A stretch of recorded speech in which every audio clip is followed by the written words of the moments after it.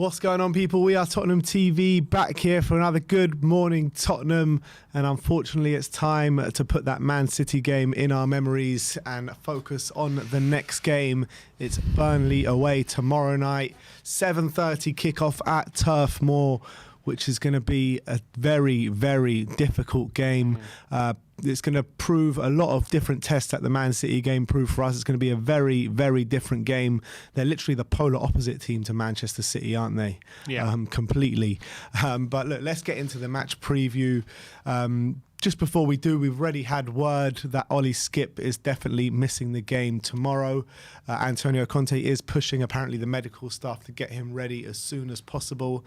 But in terms of the kind of threats that Burnley pose, and like I said, the complete polar opposite team there. Oh, God. Are we still like, although...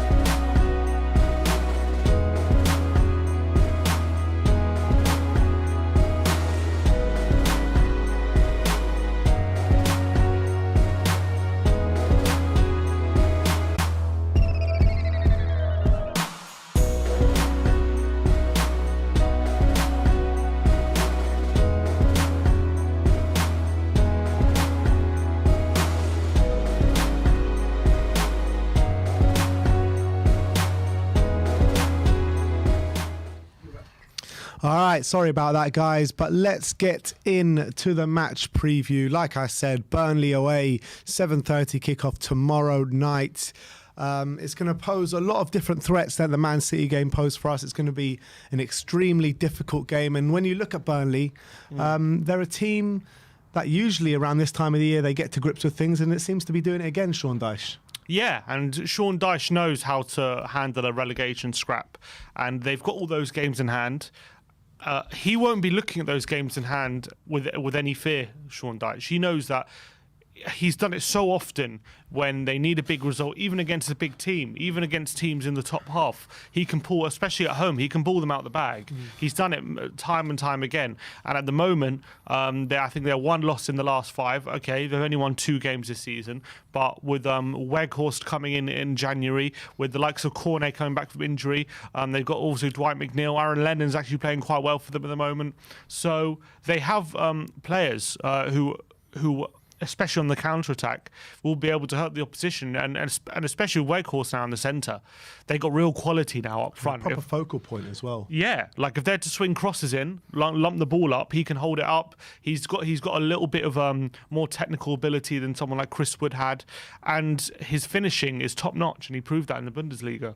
Yeah, definitely. Let's talk about Aaron Lennon, because the Spurs fans are very nostalgic when we think about Aaron Lennon. Tottenham through and through, absolutely loved the guy when he was at Spurs. Brilliant goal last week, and he scored against Man United a couple of weeks ago as well.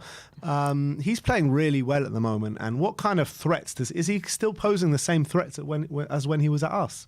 Not the same threat, but he's still got clearly the ability to play at this level. He's 34 now, Aaron Lennon. He's getting on a bit. I want to read a quote from Sean Dyche talking about Aaron Lennon just now. He said, "I still want more from him. He's still quick. He can still open up the game more, break the back line more. He can still drive at people more because he can do it." I think sometimes, even with his experience, you can be a bit safe in your performance as you get older. When you get younger, you're more open-minded to just play. We want him to get back to that. He's showing that he can with the open-mindedness to perform at Old Trafford. His game on Saturday, the way he delivered and worked so hard, the way he presses for the team, he was very good against Liverpool, and he won the ball back so many times for us in key positions. And that was something that was a feature of when he was at Tottenham. I know in his early days, definitely it was that fearlessness. He was able to drive at people, and it doesn't matter who he's taking on. Any fullback he was confident to take on. But as he got on to his later years at Tottenham, obviously he still had that element to him. But I remember a lot of people used to talk about how good he was at tracking back and following his fullback and doing that defensive side and the nitty-gritty side of the game. And clearly he hasn't lost that side. And Sean Dyche had definitely been praising him for that. And I've seen him a bit. Obviously, look, you're not the same player as you were at 34 as you were at 20 or 19 or whenever he broke into the Tottenham team. But he's still quick. He definitely still has that pace about him. And he's definitely one on the right-hand side. If we let him get a run on our fullback and get a cross in, he can deliver something for Weghorst. And that's something we have to watch out for. Yeah. I think usually at Turf Moor, they say it's a very hard place to go, but usually we have a fairly good record there. But having said that, in our last 3 games there, only won 1 game. If you bring up the last 5 games we have played against Burnley, obviously 3 wins in our last 5, 2 of those coming at home. Our last win there coming earlier on this season in the Carabao Cup. Last year we drew 1-1, and the year before losing 2-1. So, I mean, historically, since they've come in the Premier League, I think that we've actually got quite good results there. But recently we've started to slip there a little bit. Yeah, I think we lost there. I remember when Poch went mad at Mike Dean. Yeah, that was right. I remember that game. We were there at Turf Moor, and that was a game where that season really started to go wrong. Actually, that loss at Turf Moor. But last season we won 1-0. It was a very close game. It was a Mourinho special. I think it was I remember it was a goal from a corner late in the game that got us to win. And it's always a very, very tough game. Look, Liverpool just went to Turf Moor and they only won 1-0. And Weghorst had a bunch of chances which Alisson was equal to. So it's always a tough place to go at Turf Moor. I think their last few home games, it's been very, very. Their results have been decent. They've drawn home to Man United. They lost 1-0 to Liverpool. They drew 0-0 Watford, and they drew 0-0 West Ham, and they drew 3-3 with Palace. So they haven't actually lost that many home games. It's always been very, very close. I think that's 1 loss in the last 6 or 7 games at home. So obviously they did lose to, I think, Huddersfield in the cup or something. Okay. Recently. But yeah, no, I take your point. They have been, I think that Burnley, they had a shocking start to the season, but I really believe that they're getting to grips with things now and they're looking much better. Weghorst has come in, he's added something completely different. The other players that you mentioned in Cornet, he's been a brilliant signing for them. Signed as a left back, plays up front. Yeah, incredible. And he's done a great job, hasn't he? Yeah, he really has scored some brilliant goals this season. Dwight McNeil's always a threat. And obviously they got a strong defence as well. So it's going to be a very, very difficult test. If you bring up the form graphic coming into it, they've 1 loss in their last 5 games, albeit, 3 draws. But that's what we got to be careful of on the weekend.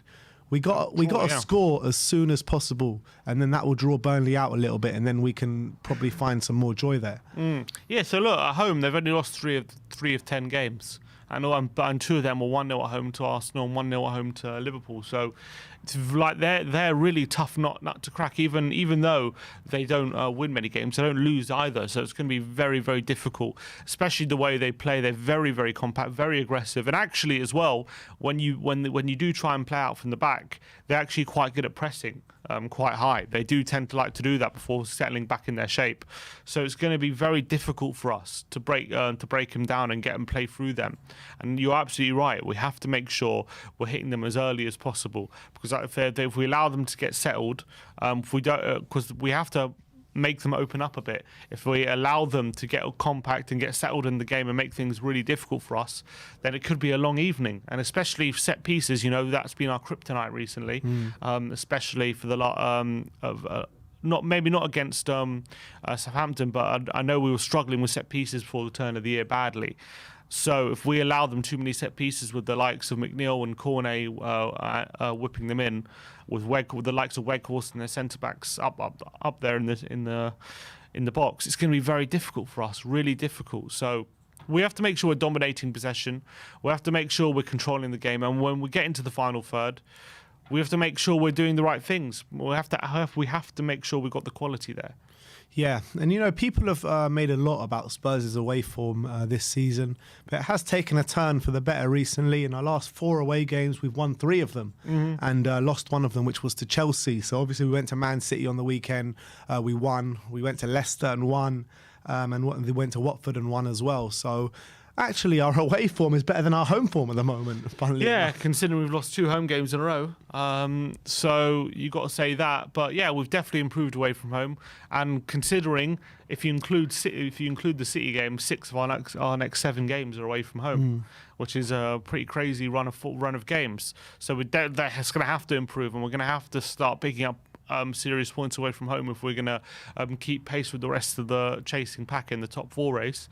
But yeah, our away form, it showed against Man City that we can do it even under a lot of pressure, under a crowd which is intense and driving the team on. It showed we can pull a result out of the bag in those conditions. So hopefully we can take that into this game. But Burnley are going to be scrapping for every point, every challenge. They're in a relegation dogfight going into this game. They'll have obviously the home crowd behind them, as at Turf Moor they always are. It's going to be probably a very intense atmosphere at Burnley, like it usually is. When you bring up the players that could be out for Burnley, Matej Vydra most definitely out. Tarkowski, Westwood, Cornet, Weghorst, Taylor, all with a slight chance of being out. But I fully expect, especially Weghorst, to play this one. Definitely, they'll try his best to get him back, and they definitely need him. He's been brilliant. He's been an absolute talisman since he's joined. He's only been there 4 games, but he's already shown what he can do. He's been a brilliant start, and you can see everything's going through him at the moment. He's got that kind of leadership quality about him, doesn't he? Yeah, I mean, he's obviously been an experienced striker in the Bundesliga for many years at Wolfsburg, and obviously when he went to the Euros as well in the summer for Holland.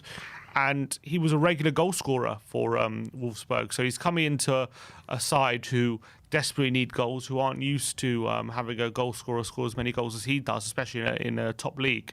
And they obviously all going to look to him, aren't they, as a saviour? And at the moment, he's showing what he can do against Man United. He was absolutely exceptional. He was pretty much, it was like a one-man mission. He had to get a point in that game. He got a brilliant assist, and he nearly got a winner as well. If it wasn't for a great save from De Gea. Last game against Brighton, he got a goal and assist. It was an excellent finish from the edge of the area. He's a proper good player, and I don't understand why Newcastle for 12 million didn't go for him instead of 25 for Wood. It didn't make sense. Yeah, I mean, I was commending that Newcastle business getting Wood, activating the release clause, strengthening themselves massively, and also weakening a relegation rival. But I think Burnley completely outdone them by signing Weghorst, in my opinion. 12 million. I would have taken him at Spurs. It's cheap, 12 million, right? Definitely. Can't believe we went for so little. We were linked with him under Jose Mourinho, weren't we? And we got priced out of it, I think. They were saying 30 million or whatever. No, but I think he's a top quality signing for Burnley, and I would have taken him at Spurs 100%. I mean, he could have played that kind of Llorente role for us, and he was much better than Llorente as well, in my opinion. Yeah, and as I say, he's got technical. Obviously, he's not the quickest, but he's got good technical ability. He's got a very good finish, and he's very physical. So he's definitely one to watch out for, especially with our three at the back. Then he's going to look to be engaged in physical battles against them, and if he can get flick-ons and things like that, those can be very hurtful. Especially with the pace of Cornet as well. Yeah, if he starts, because he's also got a bit of a doubt, but he's also been brilliant, Cornet, since coming.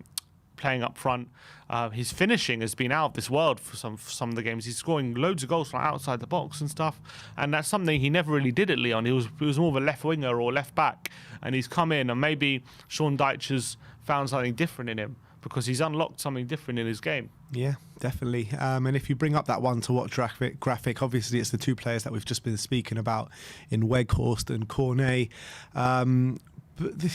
Cornet did come in right at the beginning of the season and started really well, but it has kind of dried up for him a bit recently, hasn't it? Yeah, and he got some injuries that kept him out for a bit, so that was probably slowed his progress. But whenever I've seen him on the pitch, he's always looked a threat, even if he hasn't scored. He's always looked like he can do something, and he's not just quick and he's got a good left foot, but he's also very strong as well. So he's pretty much perfect for what Burnley need. He's done he's had a great start, and he's definitely one we're going to have to watch out for sure. But Burnley is just going to be very tough nut to crack. And if even their most recent home game against Liverpool, if that's anything to go by, that shows how difficult they are, how Liverpool really struggled in that game to get all 3 points. And that shows it's going to be a very, very difficult game. Yeah, Sean Dyche will most definitely have a plan for us, like he does for every single game, especially at home. Like my brother said, a very hard nut to crack. When you're looking at the Burnley predicted lineup we did, and when you're looking at the past game that we played against them up there in Turf Moor earlier on this season, Lucas Moura was the one to fire us in there, 1-0 Spurs. Does Lucas Moura get a chance in this game, or are we sticking with Kulusevski? I don't think it's that detrimental if Lucas starts, but I think if I remember rightly, Brian Hill started in the cup game, and then Lucas came off the bench quite early on because of an injury, and he obviously proved to be the difference last time out. But we were in a different place last time. We were under Nuno. We were struggling to get shots on target, let alone wins on the board. And Harry Kane was woefully out of form. It was just we were just a different side. Now with a different system, 3 at the back, with the wide areas, you've got Bentancur and Kulu there. I would try and keep the same team if we can, as against Man City. So I'll try and keep that consistency, and I think he will. Maybe if I was to rotate anyone, if Reguilon's available, I'll put him back in. And actually, in a funny way, if there's one game I wouldn't mind playing Doherty, it might be this one, in a weird way. Because I think Ederson went off injured, didn't he? He went off injured, yeah.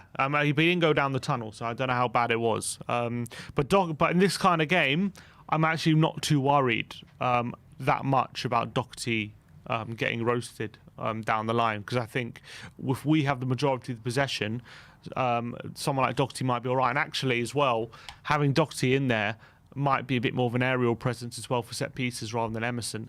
So I would actually, this is one game I actually wouldn't mind, as much as people might not want to hear it. I wouldn't mind Doherty in this one. So the fullbacks I'll change potentially if we can, but everything else I'll try and keep the same. I think because Kulu, you need him there, because I think he gives that guile that someone like Lucas doesn't, and Bergwijn, they don't really have, in and around the penalty area. The bit of quality in the final third he's shown at the moment he can provide, and his dribbling in tight. I know obviously Lucas has that, but I think Kulu's a very quick, close control dribbler as well, which is very, very useful tool in this kind of game. And I think when we're on a high like this, with after a result like that, if we want to keep the momentum, if you can keep the same team, then hopefully that momentum can drive us into this game without too many changes. When you're talking about you not minding Doherty at right wing back because you're not too worried about him being dribbled. Well, what you were saying about him being dribbled past and stuff like that. Would you maybe give it an option to play either a Lucas Moura or a Kulusevski at right wing back and play both of them in the same team? So we have more options going forward and more dangerous options going forward. I would I want Kulu? I wouldn't want to. I don't know if it's the right thing to start like that in this kind of game. I would definitely maybe look to change it if things aren't going right. But I think at the start, I would want to keep a defender there, just because I don't. If we concede an early goal, like that could be very difficult for us. And they do have dangerous players as well, like McNeil and people like that. And I'd much rather have a defender at right wing back than have than risk starting there with a winger at fullback, unless that's something they've planned for. If they planned for it, then fine, start Kulu there, no problem. But I don't think they have. I would guessing they're still having the wing backs there. So. And also, I think set piece is a big deal, and having a bit more of an aerial presence there with Doherty. Kulu's got a big aerial presence, to be fair. He's quite tall. He's tall, but doesn't mean you're dominant in the air like a defender.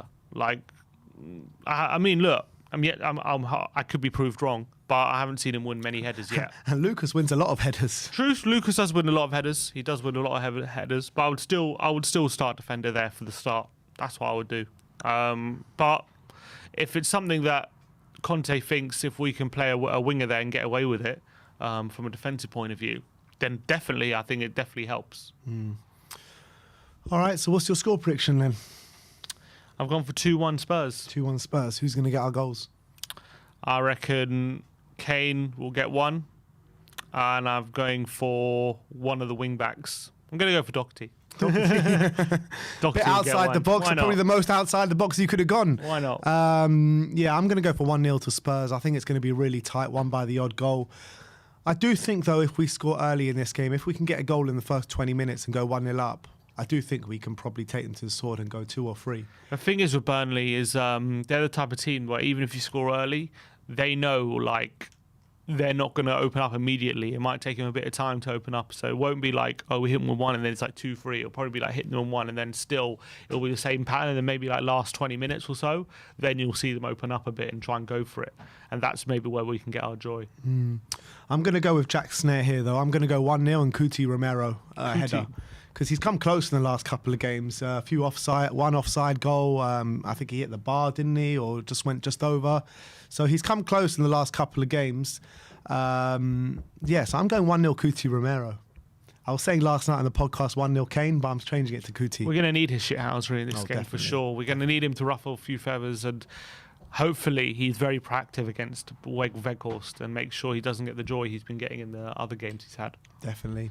All right, so that is our match preview for the game tomorrow night. It's time to have you guys on to get your say on the game as well. And I think you all know where we're going to start, who we're going to start with. And it's not Brian Daigle. No, I'm joking. It's Brian Daigle. Brian, how are we doing, brother? Morning, Brian. We are doing absolutely fantastic. Life is great. How are you? Yeah, feeling is mutual. I mean, we've been speaking to Bob the last few days. I mean, that's the main thing. I mean, how good is it to hear his voice? Well, obviously, we spoke on Sunday, obviously, and we had a conversation with him, which was great. And then obviously yesterday we did a pop-up and on Tottenham on Tour. And Bob, I said to Bob, because he was in the comments again, like he is today, and I was like, do you want to come on with the camera off? And he was like, no. Do you know what? I'm not ready. 20 minutes later, send me the link. And in true Bob style, when he came and everything just went absolutely madness with him. And it's incredible to hear him speaking the way he is, to hear him with his sense of humour coming back. So it puts everything into significance, doesn't it? When you get to hear something, it's like a miracle hearing his voice again like that. So it's great. 100%. 100%. And congratulations on 4K, Brian. Thank you very much. Tottenham on Tour. As you know, I don't know if you heard my We Are Tottenham TV monologue that I always do. I told you boys, if anyone talks about my wife, my nephews, my niece, or you guys, sit down because you're in for a 5-hour conversation. So a big thank you to you two, as always, and everyone behind the scenes. Big up, Brian. Big up, Brian. It's all because of the hard work you're doing on Tottenham on Tour. It's absolutely great work and a great channel. So everyone go over there and subscribe. Let's get him to 5K. Never mind 4K. Let's get it to 5K. But we do have a game to talk about, Brian. Burnley away is going to pose a lot of different threats that the Man City game posed for us. But are you confident going into this one? Yeah, I am. I am confident. I'm wary of the opposition, like you said. I mean, the way we played against Man City, it's obviously going to be a different format against Burnley because we need to counter what Burnley do. But I'm uber confident now, uber confident in getting the result, and it's us three together. So it's going to be 3-2 with a final minute goal, isn't it? Exactly. Looking at Burnley at the moment, you know, they've got some threats in decent form. You've got Weghorst, you've got Cornet, and then you've got the little problem of Aaron Lennon. Like, how are you looking at that Burnley team?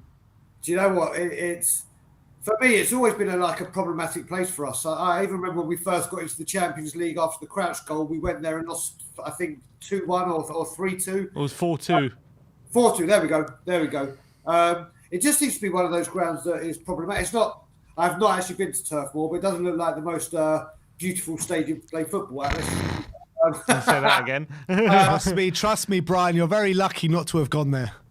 Yeah, I can imagine. So I expect it to be a very hard game, and then they've come into a bit of form, haven't they? You mentioned those three. One of the players I actually love, and I would love him at Spurs, is Dwight McNeil.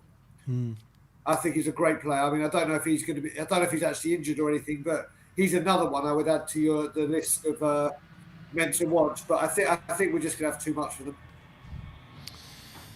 Yeah, I really hope you're right, Brian. But you know, at Turf Moor, the crowd are always behind them. Sean Dyche at this time of year always gets his team playing. I mean, how are we going to hurt them? How are we going to hurt them on the weekend? Where do you think the game is going to be won and lost? Do you know what? We were talking about this yesterday. I mean, I'm trying to think when I go with the same same lineup, and there's people that say don't change a winning team, which I agree with. But I also think at the moment it's a lot of game management with the games coming up. We need to make sure like that 11 that played maybe with the Reguilon instead of Cess, and we need to keep that 11 fit. And I think that's the 11 that played against Man City that I play against Leeds. We could kind of counter-attack when they're like we did with City, because Leeds will come forward and we will be exposing them. I think we need to be a little bit more disciplined against Burnley, but still be. I think there may be a couple of changes. I don't know where, but I think it's more to do with game management as opposed to the style of play Burnley are playing. What did you think about Conte's Instagram post yesterday, where he says, where people saying we counter-attacked Man City, and then he posted a clip of all three goals, and he says counter-attacks, maybe not. Yeah, no, I mean, don't get me wrong. I mean, do you know what, the first goal with that pass from Kane, would you not call that a count? It was a well-rehearsed move. Would you not call that the build? That I think that was a count. The second two definitely not. Well, no. Well, how do you define how counter? Yeah, how do you define a counter-attack? Is when you win the ball back and then you counter their attack with your own attack. A counter-attack. Well, I love the explanation there. You should work for Oxford Collins Dictionary there. And like, if you start an attack from your own goal kick, that can't be a counter-attack. That's just an attack built from the back. My bad. I couldn't remember it starting from Lloris. My bad. Yeah, all three goals started from our defenders. There we go. So I am wrong. Hands up. Sorry, my bad. Conte's talking to you, Brian, I think. He can see me. I can see you. I get what Conte's saying. I just think the way we played against Man City was textbook to the absolute to a T to play Man City. I just think it will be slightly varied for Burnley, but hey, I don't get paid the big bucks to make these calls. And whatever Conte goes with, I agree with him. Yeah, the difference is when we're attacking against Man City, we can play this very fast, direct build-up because Man City push all their players up to the halfway line and leave all that space in behind. So that one pass from Kane, all of a sudden we're split and we're in behind. Against Burnley, it's not going to be that simple. They're going to clog up the central areas. They're going to play a lot deeper. So the fast, quick build-up from playing out the back isn't going to be as easy to get in on goal against Man City as it was against Burnley. As it was against Man City. Yeah, sorry, won't be as easy against Burnley. You basically said what I was trying to get at, but in the correct way, not the half hatchet job that I just did. So thank you. But yeah, I'm just trying to work it. So Skip, we know is not back. You said that earlier. Yeah, I think he's out for a good few more weeks. In fact, so the midfield I think picks itself, doesn't it? I think you can't change that three kind of Højbjerg, Bentancur, and Decky. I'm not going to call him that word anymore. I remembered. But yeah, I don't know. I think you may see. I've got a funny feeling you might see Bergwijn at right wing back. Interesting. I don't know why. I've just got a feeling. It could be completely wrong, but I've just got a feeling that we might see a bit of variation. Got a comment for you here, Brian, from Bobby K. Oh God, here we go. Yep. He says, first Gazagate and now this counter-attack thing. Get it together, Brian. Do you know what? I love, everyone knows I love Bobby K, and Bobby K is becoming getting around the channels, but he's becoming a fiend, and he's like, it's very rare you get to meet your own trolls. And my own troll is one of my best mates in Canada, and Cuba. So I'm lucky that I get to. No, only joking. I love Bobby K. Yeah, I'm not going to leave Gazagate. I can't believe it's become a gate. That's how bad it's become. It's become a gate. Yeah, thanks, Bobby. Love you to bits. All right, Brian, what's your score prediction? Okay, so Bob Spurs has changed his things. I have to say, I've got to thank Mikey and everyone for letting me come on first, because me and Kim are off to see the great man in a very short while. So I'll be sending his love to everyone, or all your love to him with Kim. So who is just here. Big up all Spurs crew. Come on, big up. There she is. So yes, what we're doing prediction. He's been saying 4-1-3-1-2, but he's changing his bloody predict. I'm going to go. Right, seeing that we're going to Leeds, we know what I'm going to predict. I'm going to put a bet on it as well. 3-2, final minute goal. Tomorrow, I'm going 2-0. All right, Kim's just said 2-0, so I'm going 2-0. Harry Kane. 2-0. Harry Kane brace. That man is on fire. All right, love it. Brian, have a good time with Bob later, and we'll see you very soon. See you tomorrow, in fact. You will see tomorrow, and I'm not going to finish my normal way. I will just say, see you soon, Bob. Laters, everyone. Come on, you Spurs. See you later. Nice one, Brian. All right, that was the great Brian Daigle. Let's get through a few super chats. First from Bob Spur. Big up Bob, saying massive game. It's all about taking the momentum, mindset and fighting spirit to the Burnley game. Must-win games coming up. Big love, boys. And that's spot on, isn't it? Yeah, it's absolutely right. I think the fighting spirit, that's definitely the one thing. 'Cause that's the one equaliser Burnley have in this kind of scenario to get the points.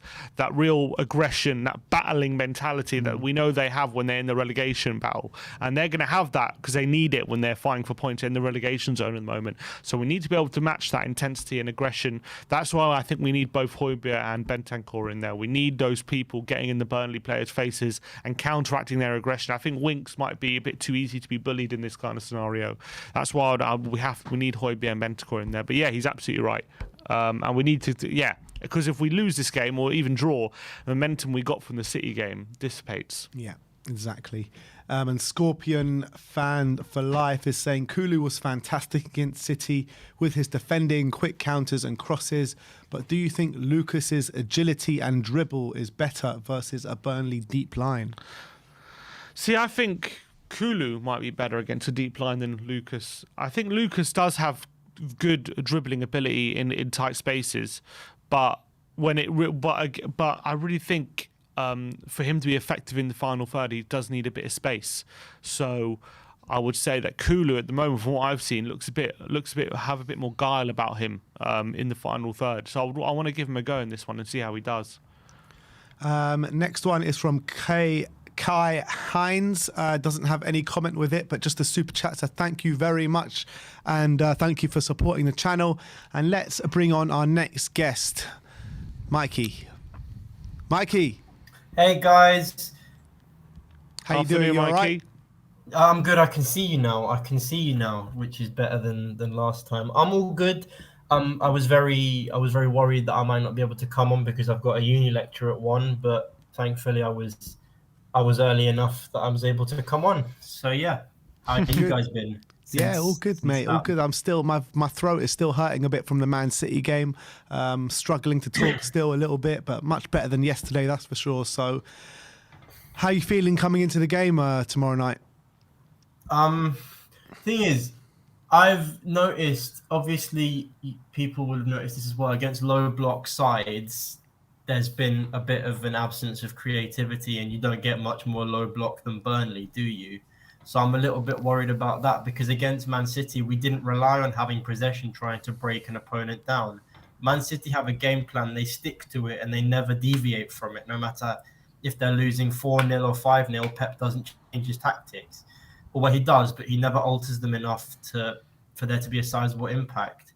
And against City, we knew we weren't going to have the ball, and it was pretty easy for Conte to say, this is how we're going to do. We're going to do fast attacks to break them down and use the pace of Son and Dejan Kulusevski to break them down. But against Burnley, again, it's a very low block side. It's almost, obviously they've garnered quite a cult reputation as a defensive team.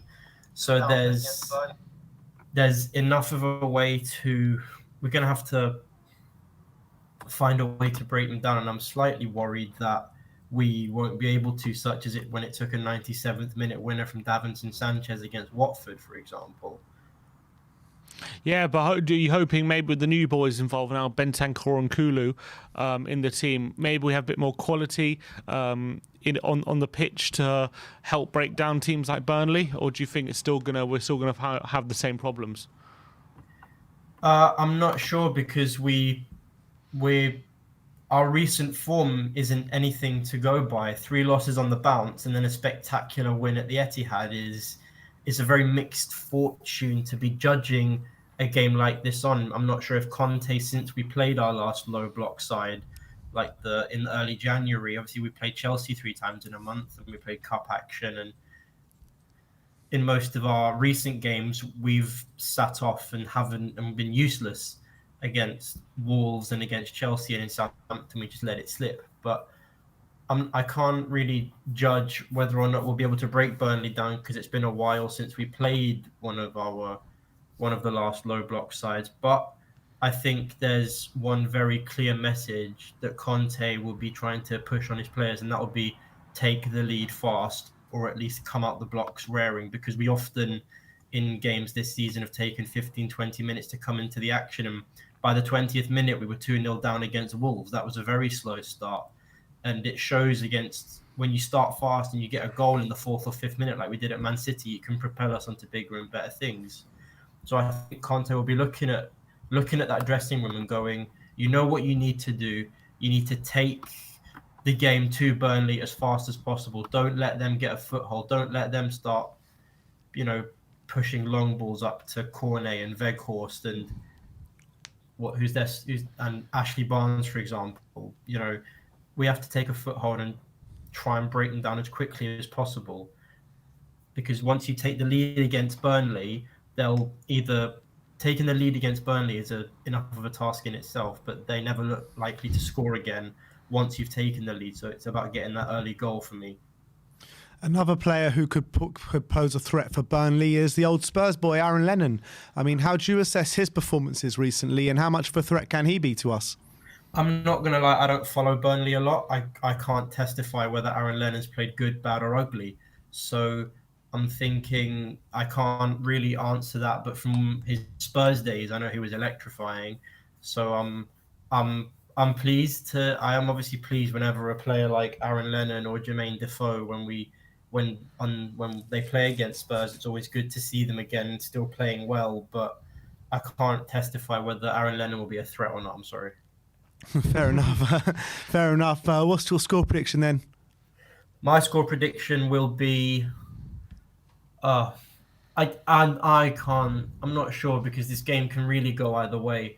We've had some really weird results, like when Burnley beat us 2-1, I think, in 2019. I remember that game very vividly for some reason. I remember exactly what I was doing when it happened. And is that the one where Pochettino? Is that the one when Pochettino got really angry at the ref? I think so.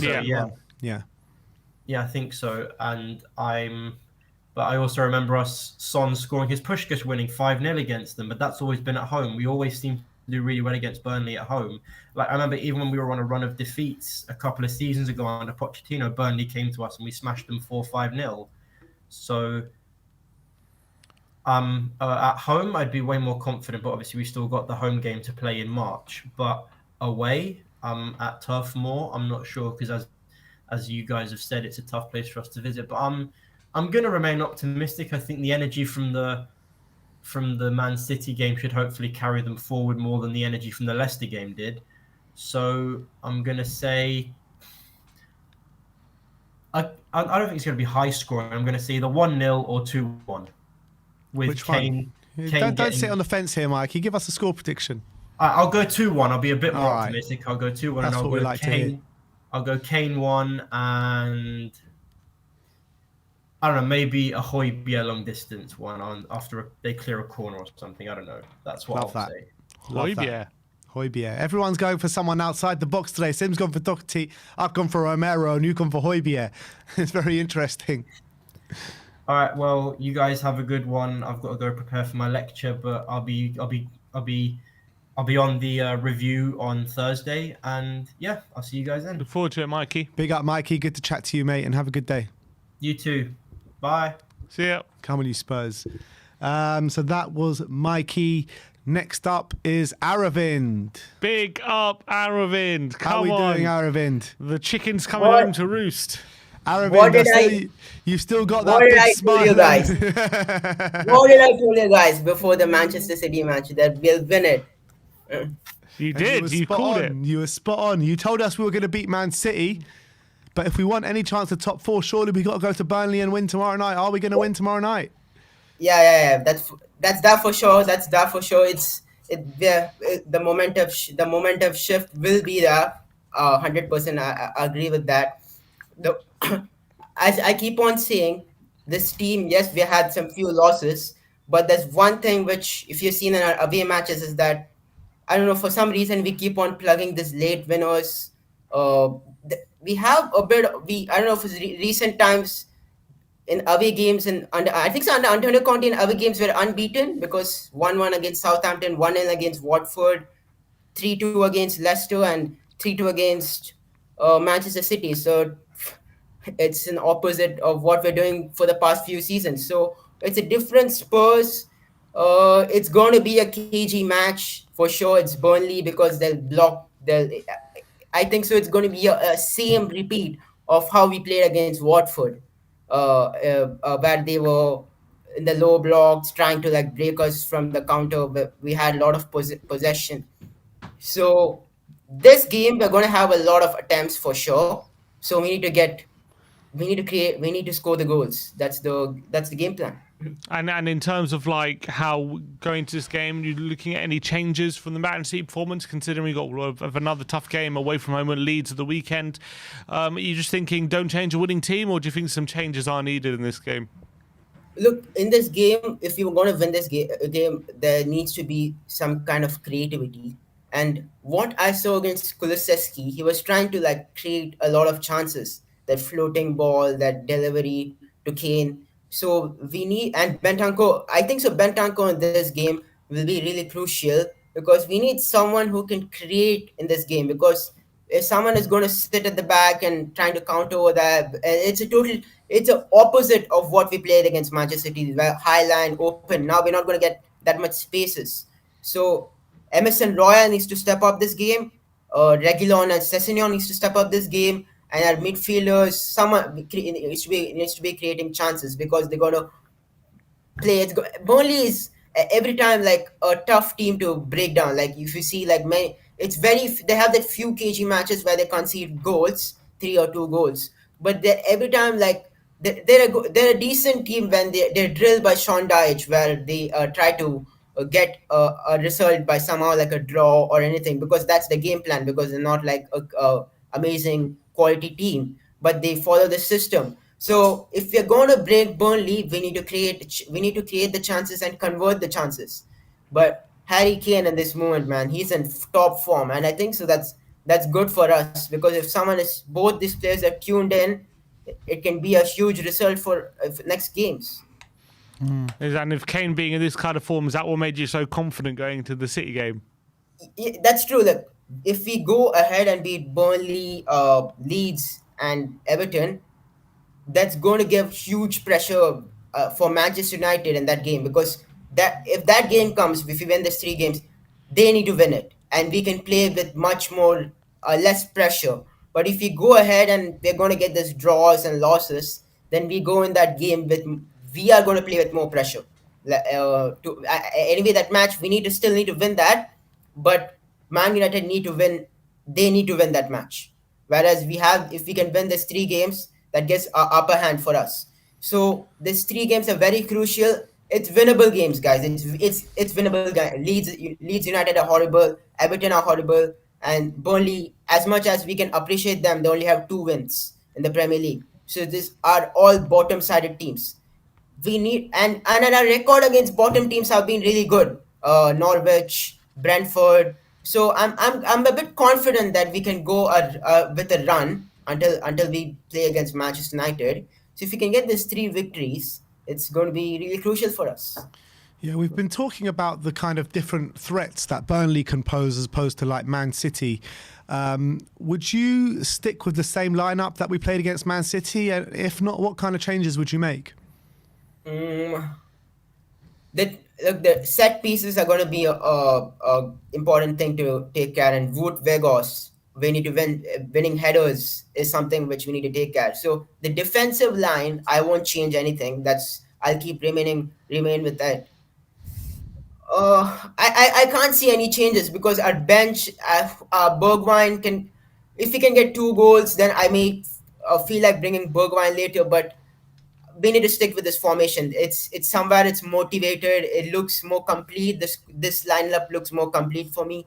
We need to stick with this formation. Okay, if Reguilon is fit, then I may switch Reguilon with Sessegnon. Otherwise, I won't be switching any players. What's your score prediction, Aravind? 1-0. Who's going to score? Kane, Son assist to Kane. Kane scores. Love it. So they're going to break the record this weekend. I'm going to break the record. Make it 37. Break the record tomorrow. Love it. Aravind, always love chatting to you, my friend, and we'll speak to you soon. Come on, you Spurs. Come we'll on. do it. Yes. Come on, Aravind was the only one who was defiant last time. He was so sure we should be positive going to our City game. So big up to Aravind. Aravind's the oracle these days. But Talk about an oracle. Exactly. Talking about the oracle, we've got the Joricle. Jory, how are we doing? Hey guys, I lost my title. No, No, you didn't lose your title. You were never the oracle. You've always been the Joricle.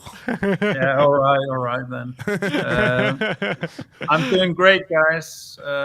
This is the post Manchester show, right? Or am I late to that, or what? You're a bit late for that, but I'll always accept talking about it. So fire away, my friend, fire away, because I'll never get tired about talking that performance. Just wow. It was amazing. It was, for me, I have to say, like, I think I've been thinking really hard about it. I actually think this is the best Harry Kane performance I've ever seen, which is lovely to be able to say that, because as you remember, I was one of the skeptics in the summer.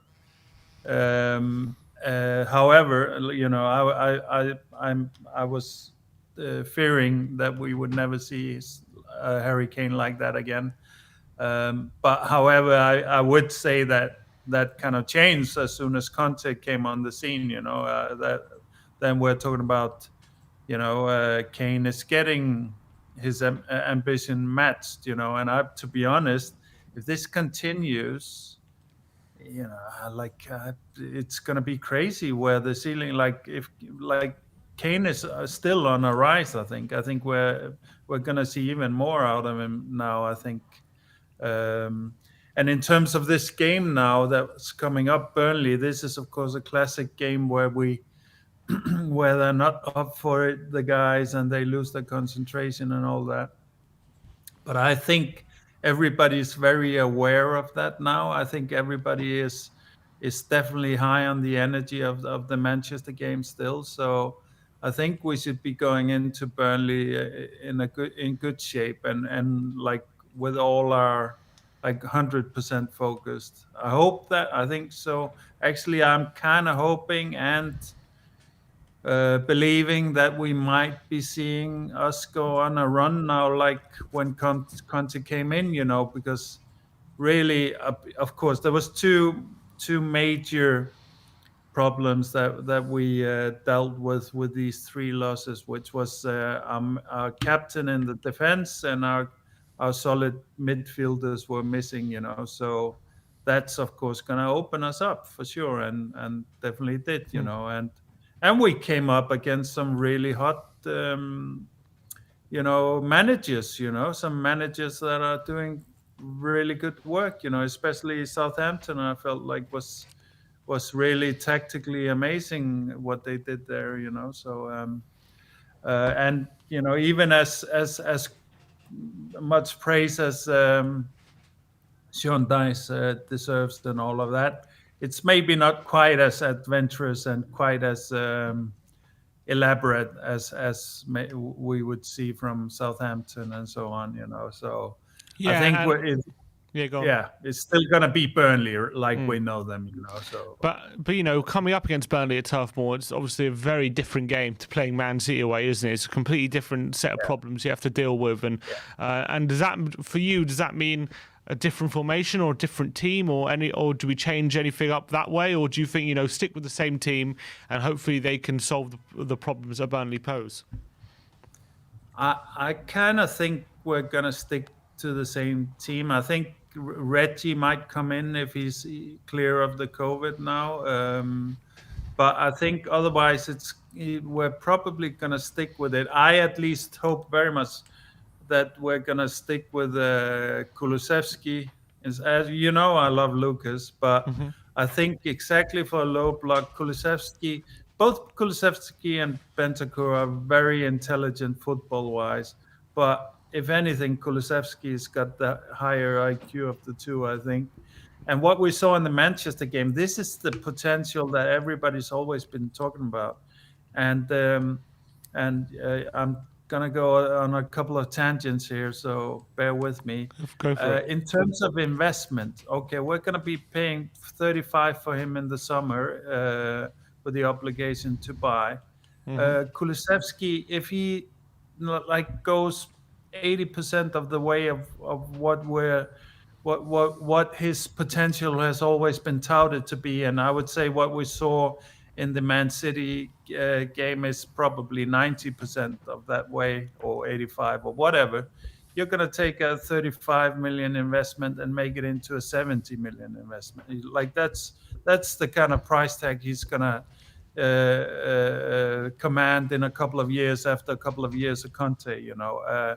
So in terms of our business model, you remember that even Conte was a little bit, you know, critical of our business model. I would say it works perfectly. It works even better. You know, look at the price of Christensen going into Inter and exiting Inter. You know, he goes up in price by a fair bit. Look at Lukaku. You know, it's like night and day, his price going into Inter and coming out. You know, so I think the fact that we would be dealing with experienced and higher costing players, the same model will apply, especially with Conte. I would see it's even less of a risk with Conte. You know, if it's the player that he wants, he's going to add on never less than 40% after a couple of years under his tutors. Same with Kane now. I think you know, Kane could become a 150 million no-brainer again in the summer if he keeps going like his development is going now, you know. So also another thing, like with what we saw, and this is what we need for Burnley, is Kulusevski, apart from having the sticky ballness, which I talked about earlier, or really being good on the ball, or good ball keeping player, he also needs very little time to make the right decision, and we saw it. Even though we got a lot of space, we also saw him in tight spaces playing the right ball and so on, you know. And that's where Lucas struggles a little bit, and we can only hope that Kulusevski's presence might rub off on Lucas a bit, because in terms of executing it, Lucas has no problem. It's more about maybe the vision in those tight areas and under that pressure. I think even though Kulusevski is a lot younger than Lucas, he's very mature in that way. You know, he's very like he was so cool. I don't. Did you guys see any? Did you see any interviews with him after the game? I saw one. Yeah, I did see one with Okay. Ben Hoddle. Yeah. So the Icelandic TV did one interview with him actually, and he was so badass. He was so cool, and he was like, "No, no, no. This is what we're here for." And you know, it's been a rough time at Juve. I haven't had the playing time I wanted and stuff like that. And coming here, you know, now I'm just fighting all the time, and my manager is never happy unless we're winning and always winning, and I love that, you know. So, like, he is very tough. I think he's very tough-minded, and I think we got a real winner there, to be honest. He's ice cold. He's absolutely ice cold. Yeah. And I think like his idol, of course, is Zlatan, you know, and they have quite I know this from my 2 days with those two guys. They have quite the friendship, you know, and I think Kulo is also emulates him in terms of personality, you know, like you know, his response is anger, not defeat, and so on, you know. And in terms of running, I've done some research, you know, where I'm still hearing from the fan base that he's slow and so on. And yeah, why do you think people say that? Do you think it's just how he comes across on the pitch or something? I think it's his long stride, maybe, and he doesn't have the explosive acceleration of Lucas and Son, for example. But we're talking about the fastest accelerating players in the league, you know, and in terms of Son, we're talking about one of the fastest footballers in the world.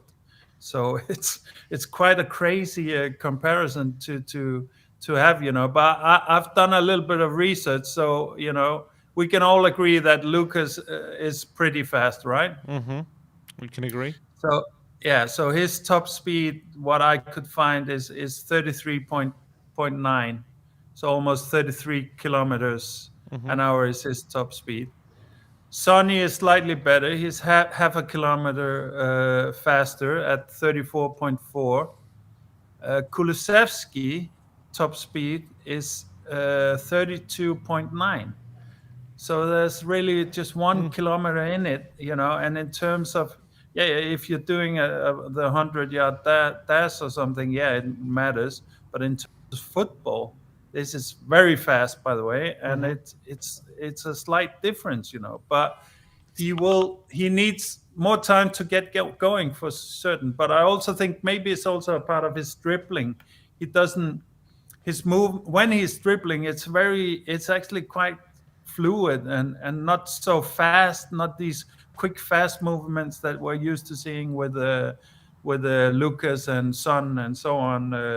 It's more of a flowy kind of style he has, you know, and maybe that's deceiving as well, you know. So and what about the other new boy? What about Rodrigo? What have you seen of him? Yeah, I mean, he's of course like that. You know, it's a good thing that even though he's young, he comes in as the type of player that Conte has been calling for, just somebody ready to go, you know, and we're definitely seeing that.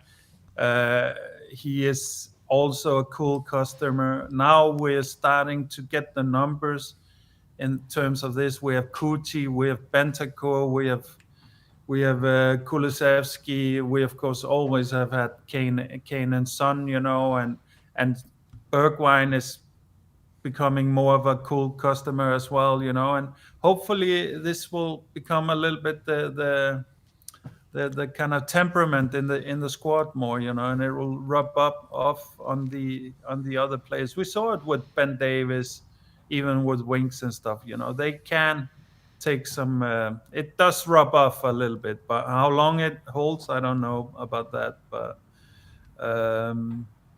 yeah, I think for me, I'm very interested in seeing what Kulu can do with a low block Burnley.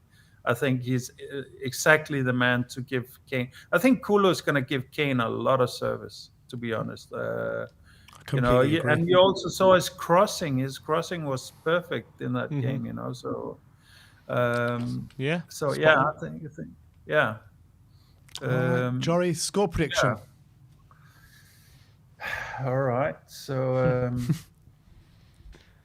I think I'm going to stick with this theme. I can easily see a 1-0 scrappy fight for a game, but I'm going to stick with this theme. I'm going to say Kulu is going to be able to open them up a little bit, and I'm going to go with 2 for Kane and 1 for Lucas. 3-0. Right, 3-0. Yeah.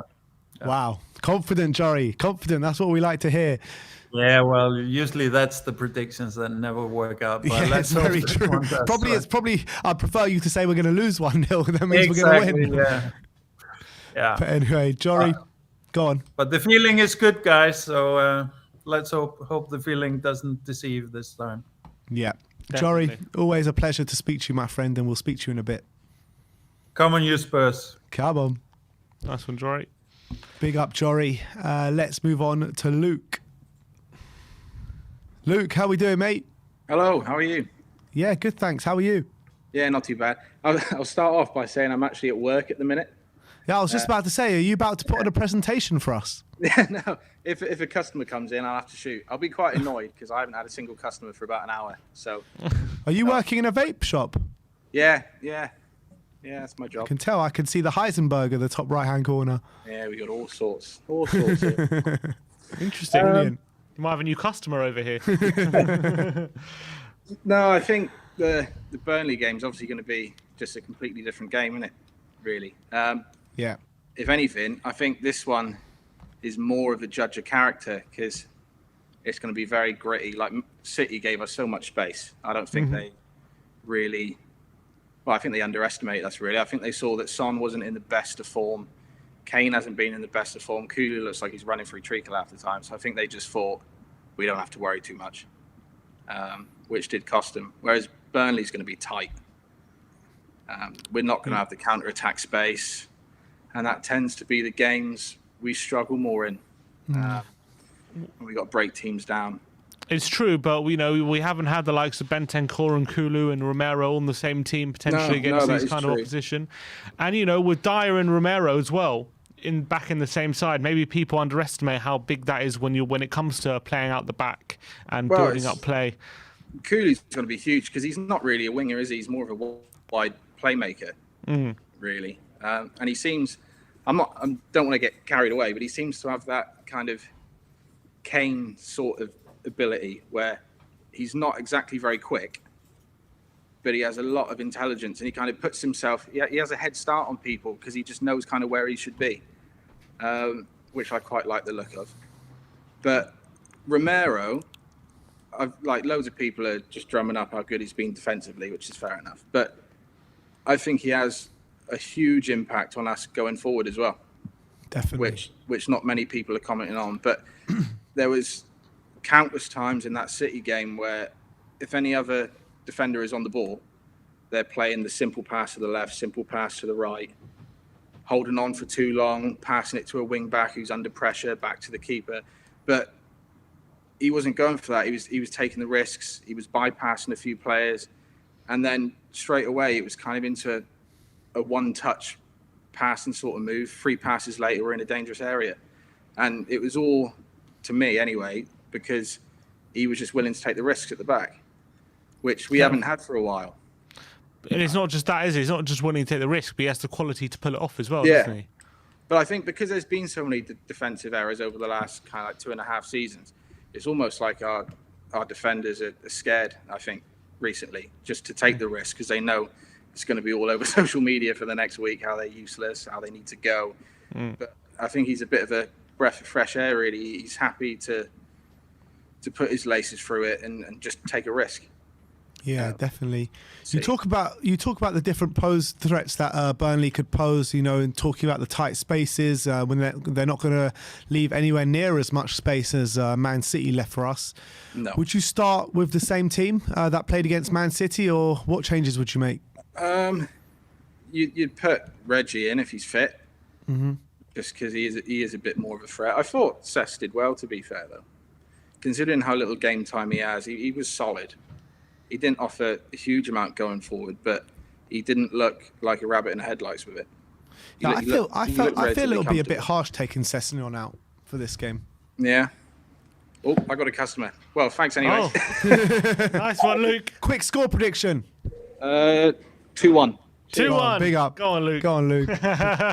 Big up, Luke. Let's Brilliant. keep going. Let's keep going. Who have we got coming on next?